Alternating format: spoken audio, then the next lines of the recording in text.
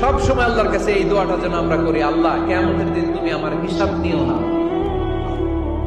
আল্লাহ তুমি আমার বিচার বসিও না, আল্লাহ তুমি দয়া করে আমারে মাফ করে দিও।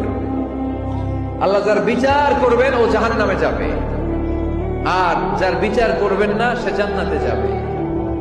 আল্লাহ যদি বিচার করে আর পাই টু পাই হিসাব নেয়, নামাজ পড়লি না কেন, রোজা রাখলি না কেন, মিথ্যা বললি কেন, খাদ্যে ভেজাল দিলি কেন, মাছে ফরমালিন দিলি কেন, যৌতুক খাইলি কেন, ঘুষ খাইলি কেন, উল্টাপাল্টা করলি কেন, জিনা করলি কেন, একটার পর একটা প্রশ্ন বানে যদি সেই ভয়ঙ্কর দিনে আল্লাহ আমাদেরকে জর্জরিত করে, আমাদের কোন উত্তর আছে? সেদিন আমাদের বাঁচার কোন উপায় আছে?